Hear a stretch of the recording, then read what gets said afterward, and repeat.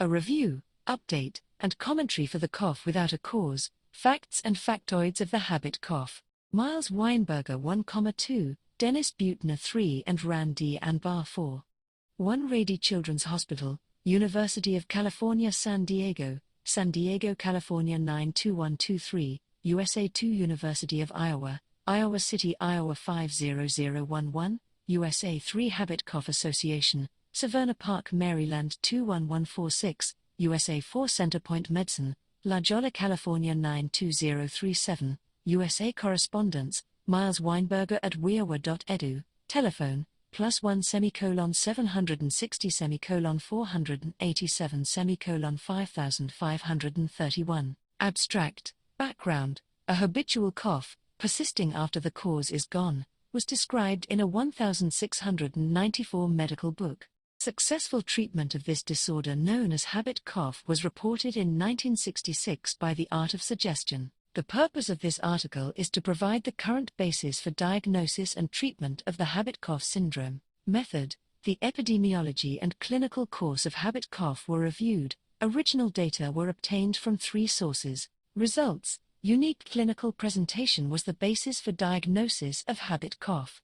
Diagnosis was made 140 times with increasing frequency over 20 years at the University of Iowa Clinic and 55 times over 6 years at a London clinic. Suggestion therapy provided more frequent cessation of cough than just reassurance. A Mayo Clinic archive of chronic involuntary cough found 16 of 60 still coughing 5.9 years after initial evaluation. 91 parents of children with habit cough and 20 adults reported cessation of coughing from viewing a publicly available video of successful suggestion therapy. Conclusions: habit cough is recognizable from the clinical presentation. It is effectively treated in most children by suggestion therapy in clinics, by remote video conferencing, and by proxy from viewing a video of effective suggestion therapy. Keywords: cough, chronic cough, habit cough, suggestion therapy, hypnosis, behavioral therapy, clinical education. 1. Introduction: the morbidity, cost, and impact of somatoform, functional, pediatric respiratory syndromes are far more impactful than that experienced by most of our severe asthmatics and CF patients. These conditions are not trivial, just in your head conditions. A confident diagnostic approach and an optimistic therapeutic regimen are critically important. George Mallory, MD. Physician education focuses on anatomical, physiological, and organic disorders that cause illness. Emphasis is on identifying what is wrong with the body that is causing the patient's symptoms. When the cause is not identified, medication typically is provided in an attempt to relieve the symptoms. But some symptoms are not caused by corporal dysfunction and do not respond to usual pharmacotherapy. The medical term for those is functional. Among the clinically important functional respiratory disorders is the habit cough. Reference 1. Habit cough has a long history in the medical literature. Unfortunately, habit cough currently often has been associated with inadequate recognition and alternative diagnoses. The purpose of this article is to promote increased awareness among physicians regarding this often misdiagnosed and overtreated disorder. Habit cough is not influenced by any pharmacotherapy but does respond, with rare exceptions, to a simple behavioral measure. This narrative of the history, current status, and barriers to physician education regarding habit cough includes the encounters and accumulated data from the 3 authors who have an extraordinary amount of exposure to this disorder. We will review the chronology, epidemiology, etiology, treatment, and educational efforts to increase the understanding of this disorder. We will also describe the efforts to increase the knowledge and clinical skills of physicians likely to encounter this disorder. However, we cannot discuss habit cough without also examining the prevailing controversies and misinformation regarding this functional disorder, the cough without a cause. 2. Methods.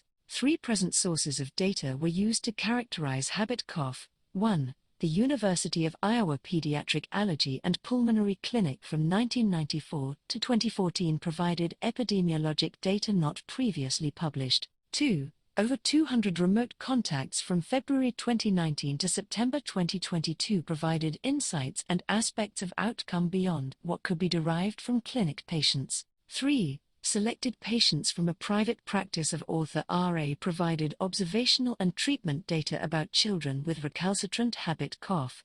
Data from these sources will be contrasted with guidelines for cough management from authoritative committees. The three sources of habit cough used for this publication provide data on the successes and limitations of suggestion therapy for habit cough as direct treatment, indirect treatment by remote video conferencing, and treatment by proxy where a video of a child receiving suggestion therapy is the source of successful suggestion therapy in others. From these data sources, epidemiology, outcome, and phenotypical variations of habit cough can be extracted. Recognizing the relative deficiency of knowledge about habit cough and its treatment outside of those of us with extensive exposure, present physician care of habit cough also was available from almost 4 years of remote contact. Phenotypical variations of intractable habit cough and their treatment were available from the hypnosis and counseling practice of author R.A. 3. Results 3.1. Chronology of habit cough. We found medical books from the 17th and 19th centuries with descriptions of specific examples of chronic cough that are consistent with current observations of habit cough. A medical textbook from 1685 by Thomas Willis, 1621-1675, 2, described an adult woman with a violent dry cough following her day and night, unless she was fallen asleep, a description that would fit the habit cough diagnosis today. Franciscus Mercurius, 1614-1699, a Flemish physician, alchemist, Kabbalist, and writer, in a 1694 medical book, The Spirit of Diseases, described habitual cough, which often continues after the first cough, which was caused by the cold, is gone, and the habitual cough often proceed. 3. Charles Creighton, 1847-1927, a British physician and medical author, in an 1886 medical book, Illustrations of Unconscious Memory in Disease, described a habit cough, a reflex effect persisting after the cause is gone, or an acquired habit. He went on to state, the treatment of it is to break the habit.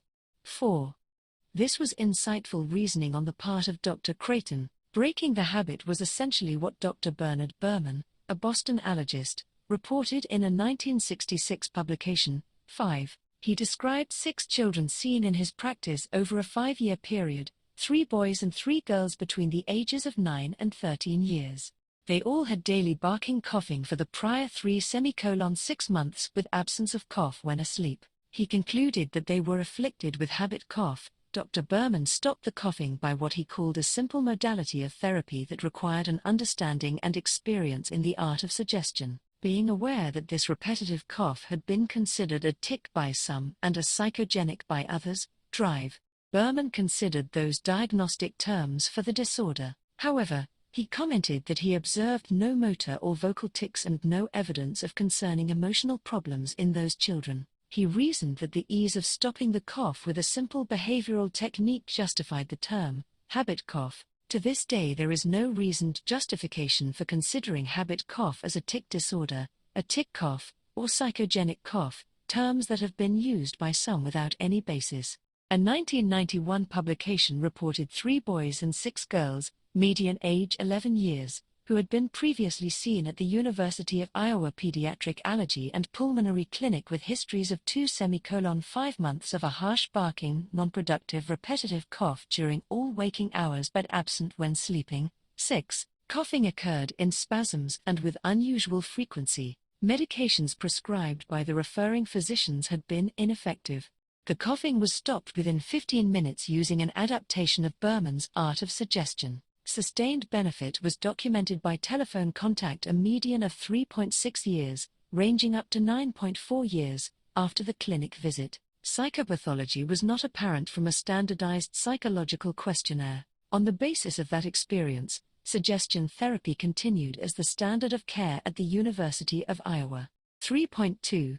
Clinical characteristics of habit cough. Thus, habit cough is not a new disorder despite the frequent lack of awareness regarding this disorder among much of the medical community. Just as described in the 1694 and subsequent publications, A respiratory illness is often an initiating factor at the onset of the repetitive cough. 2. Multiple case and series reports of children have since described a repetitive, daily non-productive cough that is absent during sleep. 5:11.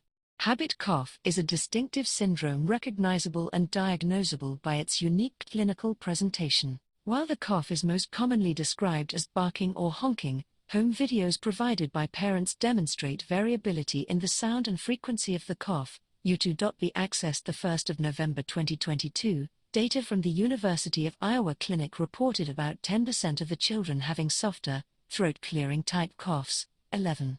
While habit cough may not be recognized by a patient's primary care doctor, parents generally readily recognize that their child's cough is different from usual coughs with colds. A common comment from parents is that their child had a cold with a cough, and then after 1 or 2 weeks, the cough changed in sound and frequency. Routine spirometry and a chest X-ray provide sufficient reassurance that there is no physical basis for the cough. Further testing and therapeutic trials of medication result only in an iatrogenic component to the morbidity. The diagnosis is based on the uniqueness of the cough, its sound, frequency, non-productive, and absence during sleep. 11,12. Occasionally, a child with successfully treated habit cough has a recurrence. While that data had not been systematically reported, our remote contact information included several parents reporting a recurrence of habit cough as much as a year later. Typically, it's another viral respiratory infection that is followed by the recurrence of the habit cough.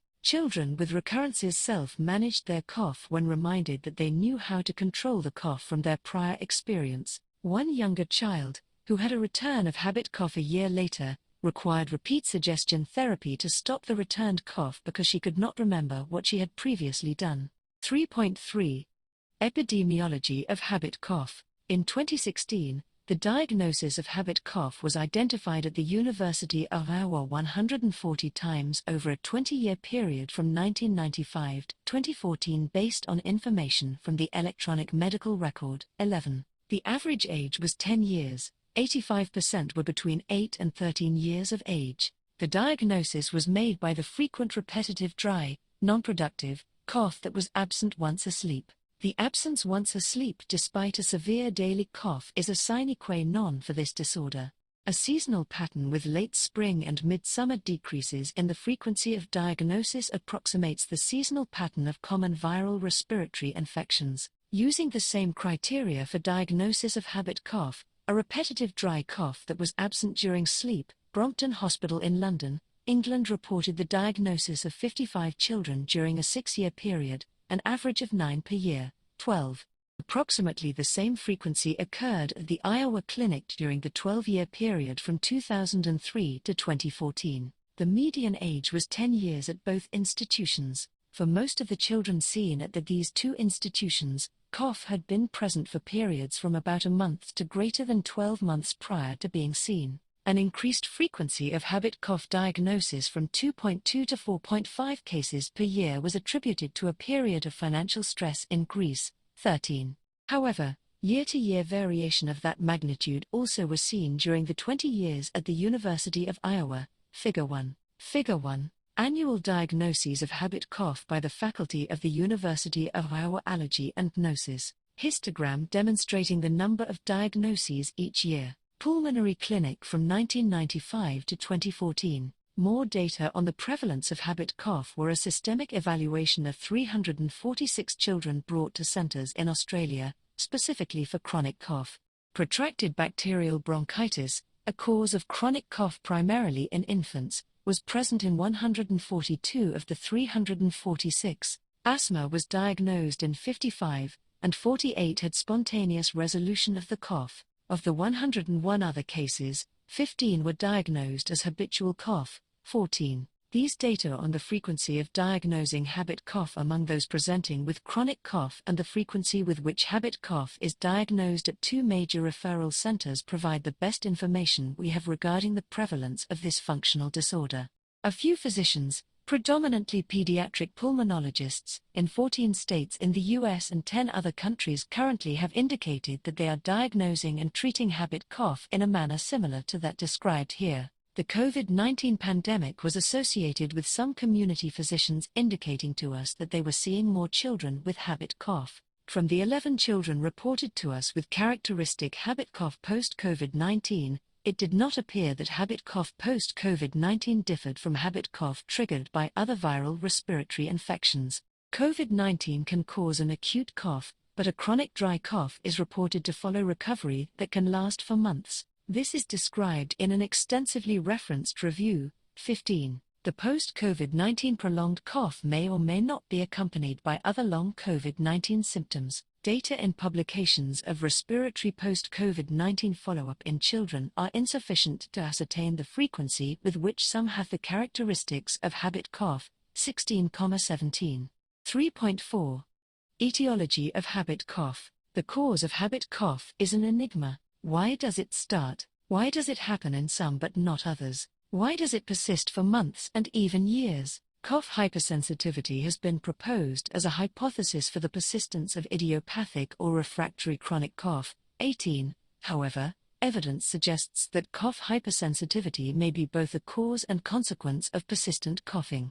Mucosal biopsies obtained by bronchoscopy in adults with no medical explanation for their chronic cough showed inflammation. 19. Increased nerve density was reported in bronchial mucosal biopsies from adults with chronic unexplained cough. 20. The investigators of both of those studies suggested that the sustained daily coughing could be the cause of their findings. Thus, this neuropathic inflammation could be the cause of cough hypersensitivity and could be the stimulus for chronic daily cough. Essentially, this suggests a vicious cycle where repetitive daily coughing causes the mucosal pathology that is the nidus for the cough. Clinical support for this explanation of persistent coughing is the common patient awareness of a sensation, sometimes called a tickle, in their airway that triggers their repetitive cough. Many patients have told us that the feeling that had been stimulating the repetitive cough only gradually fades over weeks even after cessation of cough. Thus, many patients continue to struggle with the stimulus to cough even after they have learned how to resist that urge.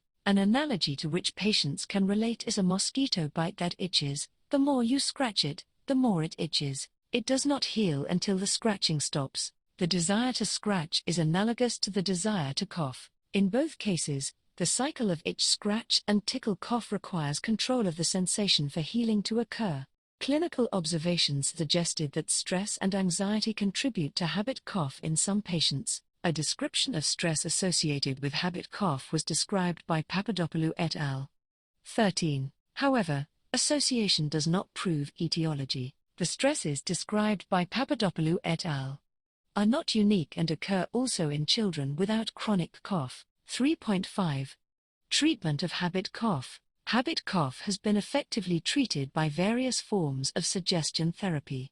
This was first reported in 1966 by Berman. 5. It has been extensively used at the University of Iowa since 1975. 6,11. A successful variation includes suggesting that a sheet tied around the chest enables cessations of cough. 9. Speech therapy, 21, and cognitive behavioral therapy, 13, have been proposed as treatments for habit cough, but no outcome data are reported for those. Hypnosis has been successfully used. 10.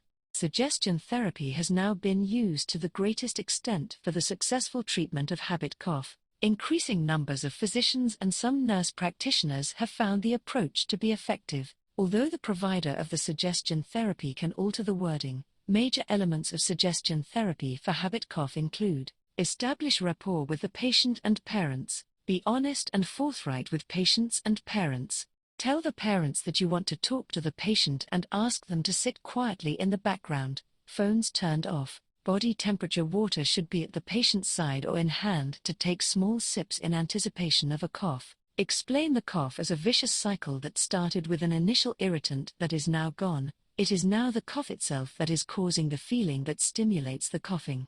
Explain that cough is the body's natural response to feeling that something is in their airway. Explain that the brain can control that response, but it takes a lot of concentration. Instruct the patient to focus on the provider of the suggestion therapy, who is to keep up a relaxed, soft patter. The patient is instructed to be aware when a cough may be coming and take a small sip of the water and hold the cough back. Begin with a request to hold the cough back for a defined period of time, beginning small and progressing as successes occur. Tell the patient that each second the cough is delayed makes it easier to suppress further coughing. Repeat expressions of confidence that the patient is developing the ability to resist the urge to cough. It's becoming easier to hold back the cough, isn't it? Nodding your head generally makes the child nod their head in agreement. When the patient shows that he or she is able to suppress the cough, usually after about 10 minutes, ask in a rhetorical manner, "You're beginning to feel that you can resist the urge to cough, aren't you?" Say with an affirmative head nod. Express confidence that if the urge to cough recurs, the patient can do the same thing at home. Autosuggestion. Autosuggestion should routinely be provided for patients to continue treatment at home. Autosuggestion refers to quiet sessions at home, with or without parental guidance depending on the patient's preference, in which the patient performs their own suggestion by concentrating on holding back the cough using sips of body temperature water to ease the irritation causing cough. The use of online videos where suggestion therapy is successfully provided is helpful. 22. The first online video of habit cough treated by suggestion therapy was in February 2019 when one of the authors, M.W., was contacted by the father of a 12-year-old girl, co-author D.B., with 3 months of a repetitive loud chronic barking cough that prevented her school attendance and disrupted the family milieu. Although the cough was absent during sleep, the cough repeated throughout all waking hours. A recording of that video was placed by her father on a website he created, www.habitcough.com, and on YouTube. That video has since become an important source of treatment. Figure 2. Figure 2. A map of 91 children, red dots, and 20 adults, blue dots, who informed us by email, via Parents for Children, of cough cessation from watching the video of a girl with chronic daily cough successfully stopped by suggestion therapy. 3.6. Outcome of habit cough. A 15-30-minute suggestion therapy strategy was used and taught during the 40 years of the corresponding authors, M.W., tenure at the University of Iowa Pediatric Allergy and Pulmonary Division. 11. The standard of care for habit cough at the University of Iowa Pediatric Allergy and Pulmonary Clinic was suggestion therapy provided by any of the faculty assigned to the clinic. Suggestion therapy by direct contact and autosuggestion, self-suggestion, was more effective than just providing reassurance. 23. Of 85 children who received direct suggestion therapy in the clinic, 81 stopped coughing during 15-30 minutes of suggestion therapy. 3 of the 4 who did not respond to suggestion therapy had apparent psychological problems that have been described previously. The 4th was not further evaluated. 24. Autosuggestion instructions were provided to both those who did not receive suggestion therapy in the clinic and in addition to those who received direct suggestion therapy in the clinic, since the continued desire to cough might last for days or weeks. Since the video became publicly available, 91 parents of children with habit cough and 20 adults from the US and 15 other countries informed us by email that watching the video enabled cessation of coughing. Figure 2. Many found that repeated watching of the video was helpful. 18 of the 91 children additionally requested video contact with the doctor, author M.W. A few requested the option of talking to the girl in the video, which was provided by video teleconference. The coughing stopped immediately in some, while sustained effort, re-watching the video, and repeated practice were described by others. The following emails illustrate these different responses. This email was from a mother with whom we never had direct contact. Our daughter, Riley, is 7 years old, will be 8 in May. A few months back, she had a really bad cold which led to a bad cough. After a few weeks the cold symptoms went away except for that cough. There was no stop to it, just so much coughing. I finally decided to just pull your video up on YouTube and we all sat there and watched it. It was very emotional for all of us, and at the end Riley was in tears. We all were. We hugged for a time. She said to us, "I can hold the cough back," and the coughing stopped, like turning off a switch. For 4 days now, I have not heard her cough except for a few random ones here and there. The cough is gone. The following email is from the mother of a 14-year-old boy with a history of coughing about 2 times per minute during waking hours. This continued for more than a month after the clinical symptoms of a viral respiratory infection. Suggestion therapy was provided by MW via remote video conferencing. He is doing so much better. He went back to school this week. The first 2 days he had to really work to control the cough and had a few bouts of having a difficult time of doing so. However, the last few days he hasn't coughed at all and the urge is less and less. These 2 cases demonstrate the variability in response to suggestion therapy, immediate cessation of coughing or motivated daily practice to accomplish cessation of cough. We have no way of estimating how many others have watched the video and never contacted us. Physicians in the US, Ireland, Israel, and Australia have reported to us that they have referred habit cough patients to that video and received feedback from parents of chronic cough cessation, but we have only the attestation of the physician for those communications. 3.7.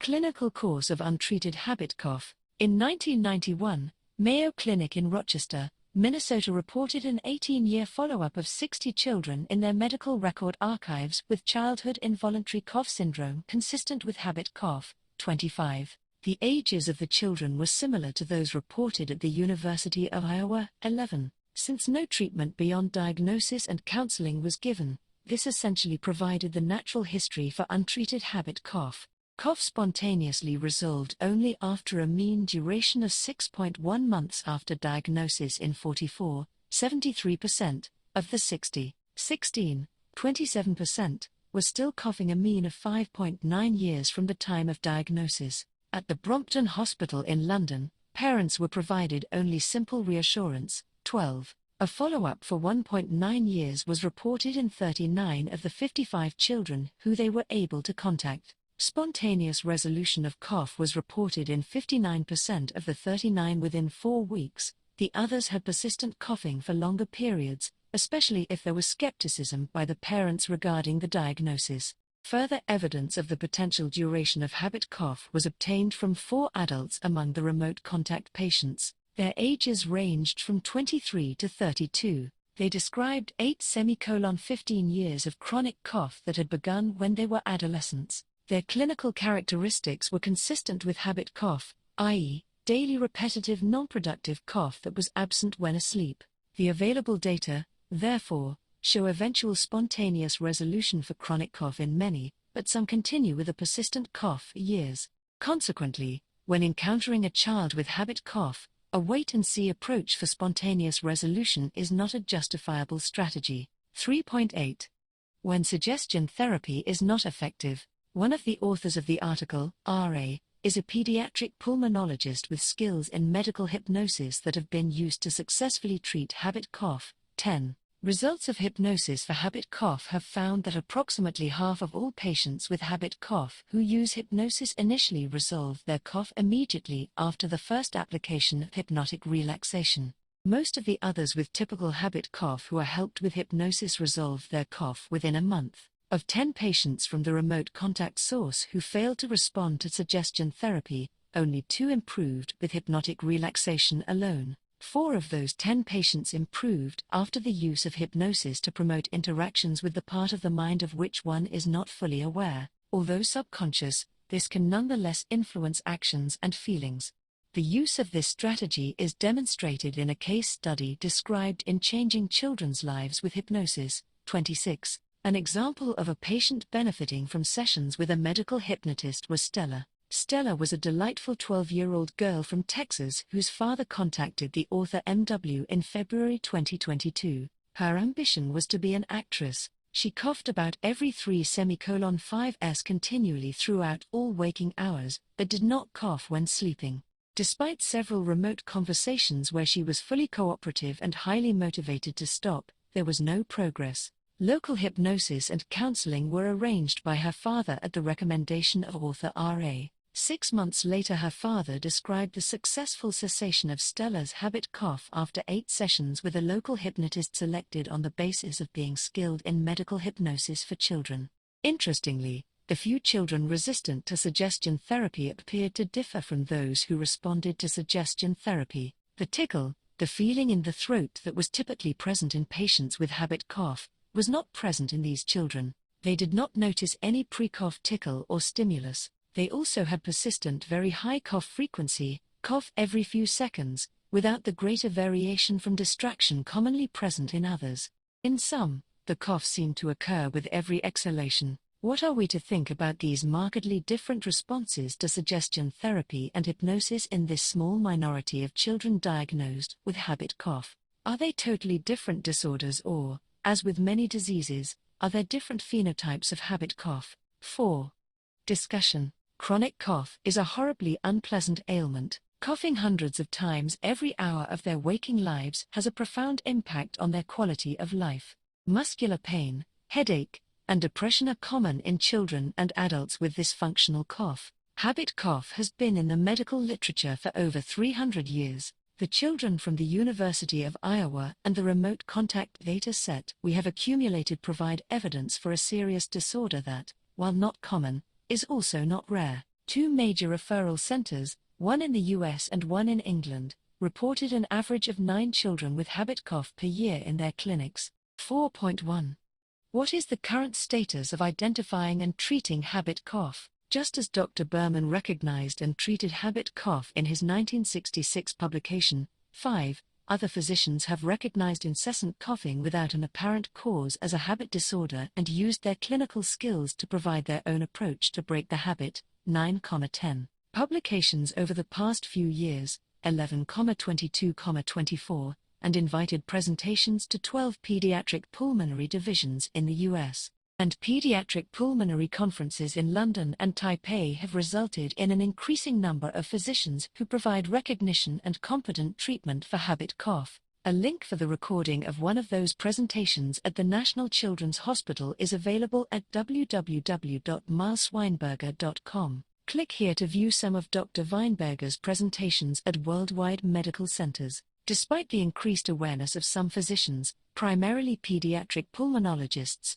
frustrated parents continue to contact us because their medical providers do not recognize or know how to treat the horror cough from which the child is suffering. The awareness of the medical community about habit cough needs to be substantially increased. 4.2.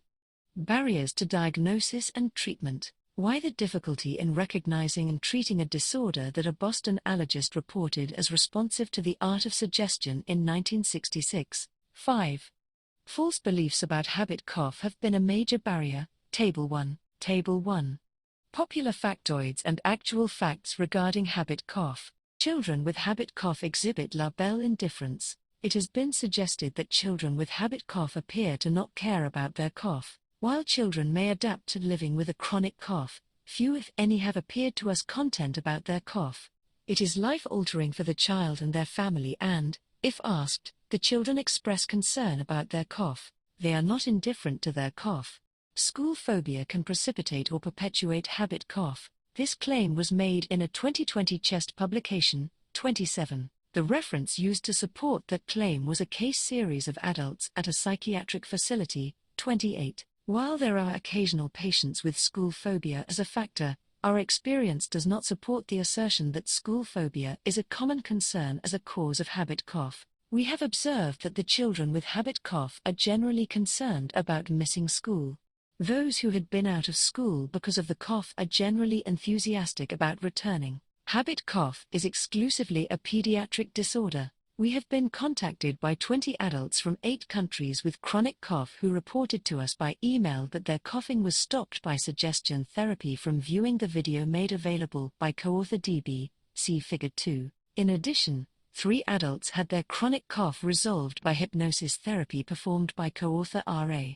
It is not known how many with habit cough are among the 40% of adults with idiopathic or refractory cough, 29,30. Our serendipitous experience identified 20 adults with the same clinical characteristics as the children with habit cough who described cessation of cough by suggestion therapy. Interestingly, Peter Dicebinigitis, editor of the journal Lung, states in a publication that among 1,000 patients he has never seen psychogenic cough, a euphemism for habit cough, 31. However, Dr. Kefang Lei described 23 adults that he termed somatic cough syndrome, another euphemism for habit cough, 32. Other case reports of psychogenic cough in adults also has been described, 33,34. Habit cough diagnosis requires that all other causes of cough are eliminated. While this has been stated without support in guidelines for chronic cough, habit cough has a sufficiently distinctive clinical presentation that major centers experienced with this disorder make the diagnosis with little testing or therapeutic trials. Efforts to examine for other causes of cough only add to the morbidity and cost. 11,12. Treating habit cough early in the course of its clinical presentation can prevent unnecessary and expensive investigations that delay resolution. Habit cough is a tic disorder, a form thrust of Tourette's syndrome. This was claimed by Dr. Alan Morris, a prominent cough specialist, who wrote in an email, "You are describing, but failing to recognize, a form thrust of Tourette's syndrome." However, cough is not supported as a usual finding in Tourette's 1884 publication, 35. Moreover, during interviews with parents of children with Tourette's, cough was readily recognized as cough and not a tic, and was regarded as separate from the symptoms of Tourette's in their child. A concerning barrier to recognition and treatment of habit cough is that the perceptions of some physicians are not consistent with the morbidity caused by this disorder. Perceptions that habit cough was not as important as physical disorders were occasionally expressed, as were concerns about the time required for suggestion therapy. However, despite the absence of a physical cause, these children have serious morbidity that is readily treatable. As to having the time, that is a lame comment. When necessary, a physician makes the time to provide appropriate care for a patient in need. A debate on the subject of terminology for this cough disorder was arranged by Richard Irwin, a cough specialist and editor of the journal Chest, between one of the authors of this article, M.W., and a neurologist, Tamara Pringsheim, M.D., 36. Skepticism regarding habit cough also was expressed by Dr. Peter Dyspinagaitis, current editor of the journal Lung. When provided a description of habit cough from one of the authors, he stated in an email, "I'm not a fan of science fiction." While cough may occur in patients with Tourette's syndrome, our experience with 5 patients who had Tourette's syndrome found that cough was in addition to Tourette's typical symptoms of motor tics and vocalizations. One patient was Jacob, an 11-year-old boy whose father and he both had typical symptoms of Tourette's. Following symptoms of a common cold, he developed a severe repetitive cough, absent during sleep, for a month prior to contact with us. His cough responded to suggestion therapy without any effect on his tics or occasional vocalizations. Father, who had lived with his own Tourette's symptoms, indicated that the 1 month of cough experienced by his son was not related to symptoms of Tourette's. Another example of the lack of association of habit cough and Tourette's was Saraya, a 10-year-old girl with typical symptoms of Tourette's since age 3. After symptoms of a cold, she had repetitive coughing, multiple times per minute, absent only during sleep, for 2 months. She responded readily to suggestion therapy by proxy. A recurrence a year later after another cold was stopped within a week after suggestion therapy was provided by remote video conferencing. An unfortunate consequence of this diagnostic dialectic is the experience of Tom, a 16-year-old boy with 3 years of chronic cough.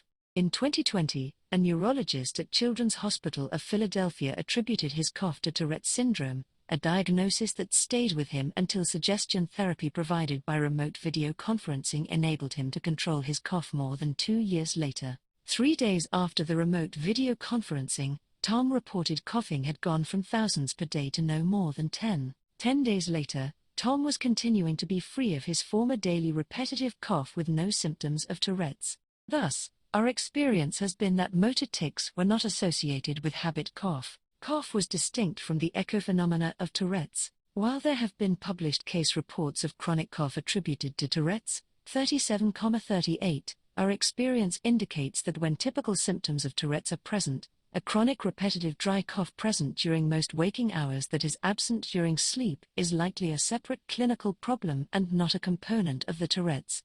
Because of the nature of habit cough and its cure by a simple behavioral technique, suggestion therapy, a degree of incredulousness has inhibited more widespread attention to this disorder. Newspaper articles hoping to educate the public have been few. The Daily Beast on the 29th of April 2019 was the only story about the habit cough and its cure by suggestion in the US. An article in The Scotsman, a major Scottish newspaper, on the 21st of March 2021 described the cure of habit cough in an 11-year-old girl who had been coughing for a year.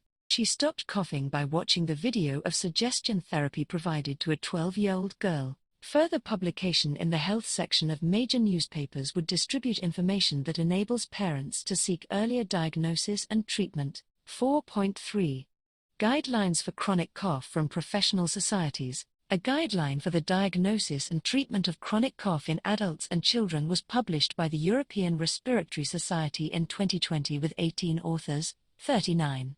Recommendations were for therapeutic trials of inhaled corticosteroids with and without a long-acting bronchodilator, an antileukotriene, and a macrolide. Low-dose morphine and gabapentin were suggested for adults. An antibiotic trial was recommended for children. The recommendation was indicated as conditional with the level of evidence rated low to moderate. This guideline addressed gastrointestinal reflux and postnasal drip, also known as upper airway cough syndrome, two disorders some cough specialists have regarded as contentious. Habit or tic cough was suggested to be labeled somatic cough disorder, and the guideline indicated that the diagnosis should only be made after an extensive evaluation that rules out tic disorders and uncommon causes of chronic cough. That guideline did not recognize that four major referral centers, the University of Iowa, SUNY Upstate Medical University, Rainbow Children's Hospital in Cleveland, and Brompton Hospital in London, had been diagnosing habit cough for years based on the unique clinical presentation without extensive evaluation. 11,12.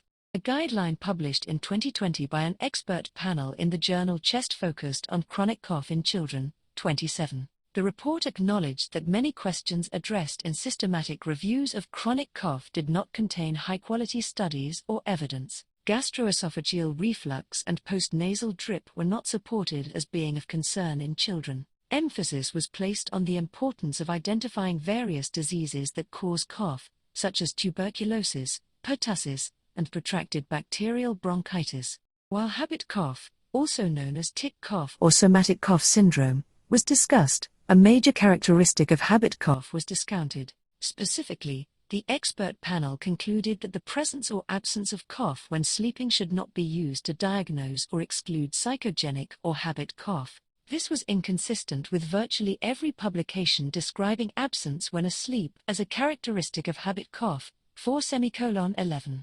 4.4.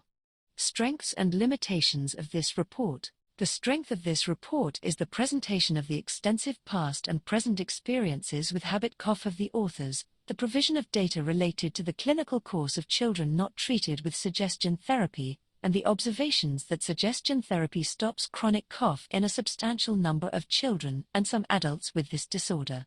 Suggestion therapy is effectively provided by direct contact, indirect contact by remote video conferencing, and by proxy using a video of an effective session of suggestive therapy. A limitation of the report is that all of our data are observational with no comparative control group. Although we serendipitously found habit cough responsive to suggestion therapy in 20 adults, we do not know what portion of the 40% of adults with idiopathic or refractory chronic cough have habit cough. 29,30. 5. Conclusions and recommendations. Habit cough is a distinctive disorder characterized by a repetitive daily non-productive cough that generally persists during all waking hours, but is absent once asleep. This description is the basis for diagnosis. Major medical centers that have routinely made the diagnosis of habit cough primarily on that clinical presentation include 140 children over 20 years at the University of Iowa, 56 children over 5 years at SUNY Upstate Medical University and Rainbow Children's Hospital in Cleveland, and 55 children over 6 years at Brompton Hospital in London, England. Treatment by suggestion therapy is extraordinarily successful and should now be the standard of care for children with this disorder. The provision of suggestion therapy can potentially be provided by the patient's physician that makes the diagnosis. The characteristic clinical presentation of a repetitive dry cough that is absent when asleep is generally sufficient for diagnosis. While a chest X-ray and spirometry may help provide assurance for the family of the absence of an organic cause, there is rarely an indication for more testing or therapeutic trials. Suggestion therapy should be approached with positivity. Suggestion therapy is not something to be tried, it is to be executed with confidence. There is evidence that habit cough also can be a cause of chronic cough in adults. Medical books more than 300 years ago, 2,3 described a habitual severe cough in adults, and 1 describes the absence once asleep, a sine qua non for the diagnosis of habit cough. 2. Emails to us from 20 adults describe the same clinical pattern of cough and the same response to suggestion therapy as in children with this disorder. The prevalence of habit cough in adult populations with idiopathic or refractory chronic cough warrants investigation.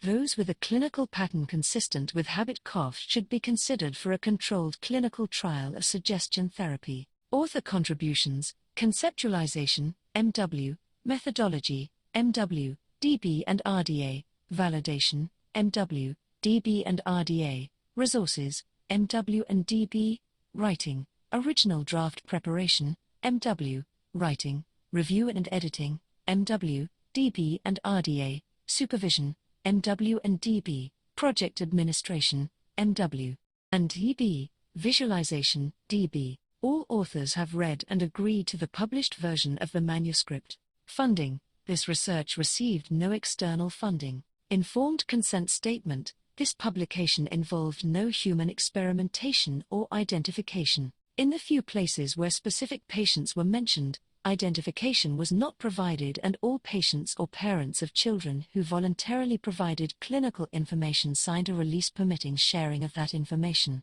Data availability statement: data in the form of parent-of-patient email communications are available for purposes of further research of habit cough. Conflicts of interest: the authors declare no conflict of interest. Disclaimer/publisher's note: the statements, opinions and data contained in all publications are solely those of the individual authors and contributors and not of MDPI and/or the editor S. MDPI and/or the editors disclaim responsibility for any injury to people or property resulting from any ideas, methods, instructions or products referred to in the content.